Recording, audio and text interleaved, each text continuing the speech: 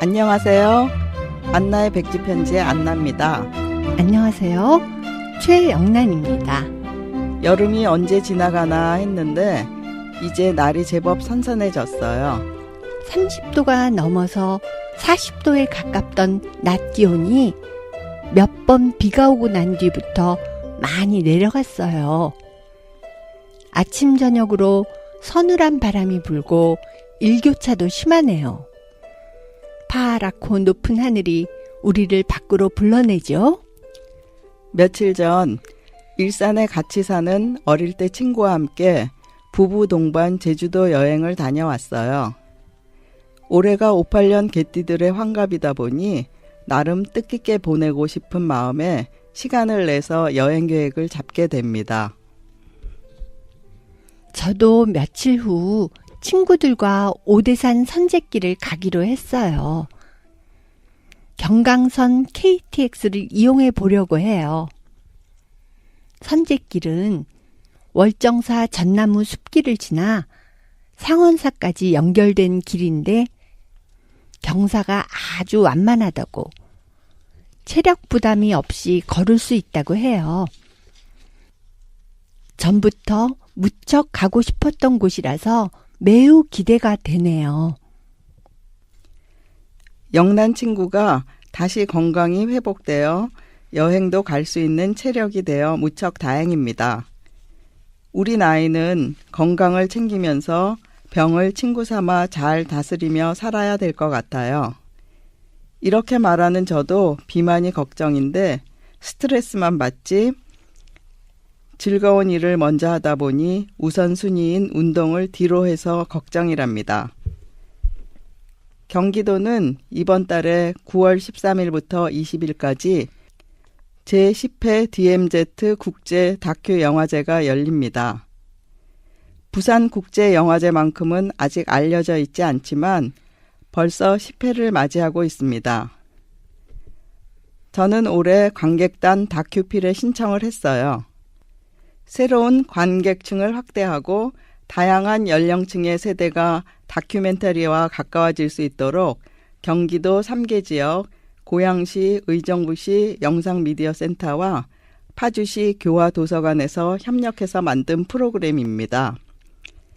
관객단 다큐필은 다큐멘터리에 관심 있는 사람들에게 관객 활동을 지원하고 있어요. 영화제 기간 동안 하루에 4편의 영화를 무료로 볼 수 있다는데 좋은 기회이지만 다른 스케줄이 있어 좋은 다큐를 많이 볼 수 없는 것이 아쉽습니다. 무더운 여름이 지나니 9월은 이런저런 행사로 분주해지네요.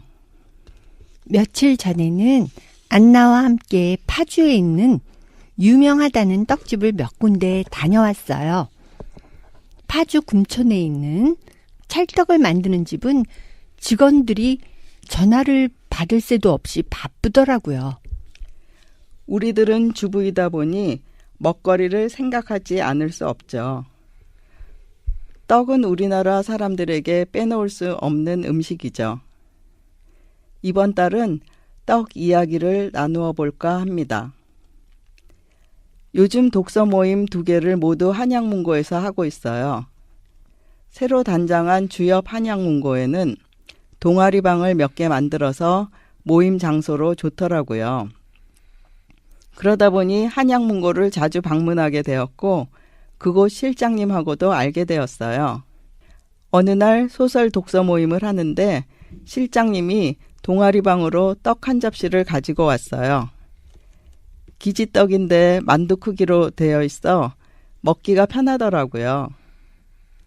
얻어먹는 떡이라 그런지 모두들 더 맛있게 먹었답니다.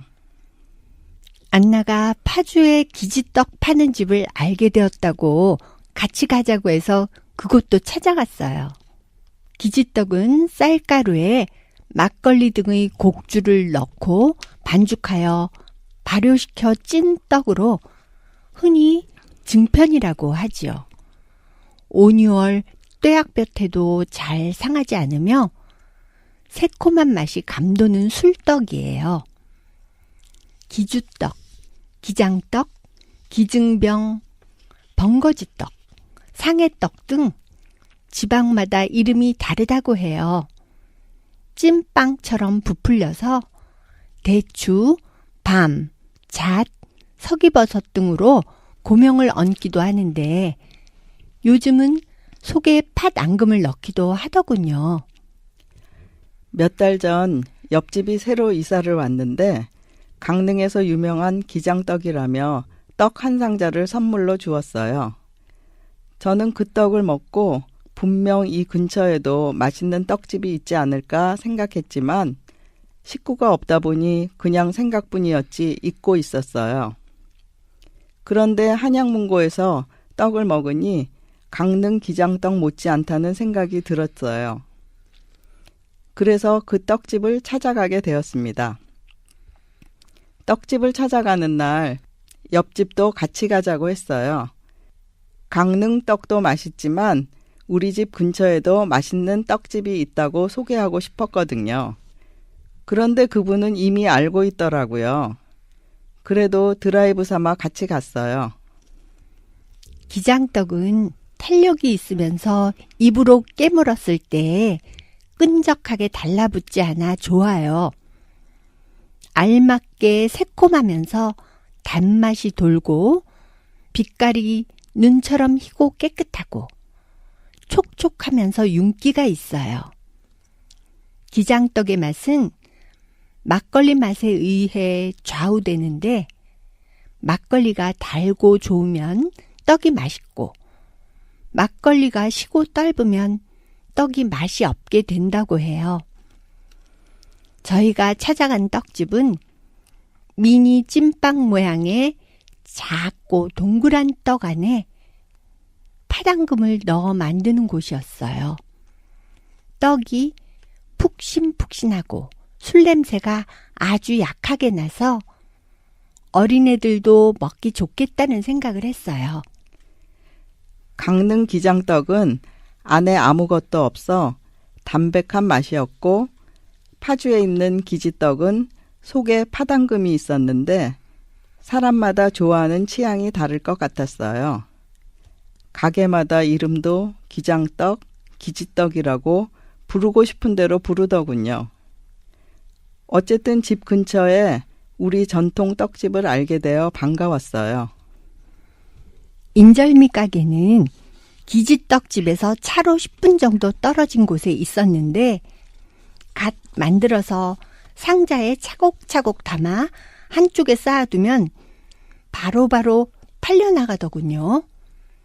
저희가 찾은 찰떡집은 일반 떡가게와 달리 떡 만드는 공간이 들어가면 바로 있어요. 한쪽에서 떡이 만들어지고 다른 한쪽에서 손으로 콩고물을 묻혀서 박스에 담는데 고소한 콩고물 냄새가 가득했어요. 한 개가 보통의 모찌 크기만한 인절미인데 그 안에 하얀 앙금이 들어있었어요. 식감이 무척 쫄깃하고 부드럽더군요. 인절미는 충분히 불린 찹쌀을 밥처럼 쪄서 절구에 담고 떡매로 쳐서 모양을 만든 뒤에 콩고물을 묻힌 떡이지요. 잔치상에 꼭 올라가는 대중적인 떡인데요. 소화가 잘 되고 속이 든든해져서 아침 식사 대용으로도 많이 먹죠. 우리는 가까운 곳에 가격이 저렴하면서 맛있는 떡집을 발견해서 무척 만족해하면서 집으로 돌아왔어요. 요즘 떡이 좀 맛있다고 소문이 나면 비싸서 선뜻 사 먹게 되지 않더라고요. 그런데 집 근처에 기분 좋게 사 먹을 수 있는 떡집을 알게 되어 행복한 마음마저 들었어요. 떡집을 돌아다니다 양념으로 옛날 과자를 파는 공장에 들러 과자까지 사가지고 왔더니 동행한 사람들 모두 흡족해서 저도 덩달아 신이 났어요. 오랜만에 이곳저곳을 다니며 군것질거리로 괜한 돈을 쓰고 다녔지만 이것 또한 내 삶의 소소하지만 확실히 행복한 소확행이라고 생각합니다. 떡을 사가지고 돌아오는 길에 자유로를 탔는데 멀리 보이는 나지막한 산 위에 파란 하늘이 얼마나 예쁜지 기분이 상쾌했어요. 제가 떡을 좋아하는 떡순이거든요. 안나가 맛있는 떡집을 알아내서 함께 데려가 주어서 참 고마웠어요. 집으로 돌아와 인절미와 기지떡을 반씩 나누어 한 박스에 담아서 친정 엄마께 갖다 드렸어요. 엄마한테 늘 얻어먹기만 했는데 작은 것이지만 드릴 수 있어 행복했어요. 남편에게 접시에 담아 주었더니 너무 많다고 하더니 다 먹어서 흐뭇했죠. 살찌는 줄 알면서 공연히 떡을 사온 우리들. 그래도 가끔은 공연한 일들이 좀 있다는 것도 즐겁습니다. 오늘은 손택수 시인님의 시 공연한 일들이 좀 있어야겠다를 들려드리면서 안나의 백지편지 22번째 이야기를 마치겠습니다. 공연한 일들이 좀 있어야겠다. 손택수. 내게도 공연한 일들이 좀 있어야겠다. 일정표에 정색을 하고 붉은색으로 표를 해놓은 일들 말고. 가령 태풍이 올라온다는 소식에 모종대를 손보는 노파처럼 곧 헝클어지고 말 텃밭일 망정 흙무더기를 뿌리 쪽으로 끌어다 다독거리는 일. 장맛비 잠시 그친 뒤 비가 오면 다시 어지러질 텐데 젖은 바닥에 붙어 잘 쓸리지도 않는 은행잎을 쓸어 담느라 비질을 하는 일.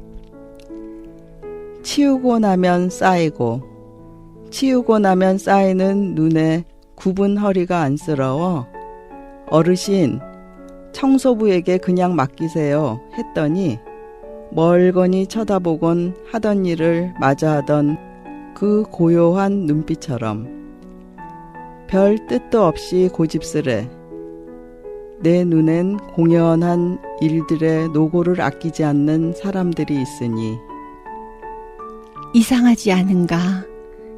나는 이 쓸모없는 일들 앞에서 자꾸 부끄러워지는 것이다.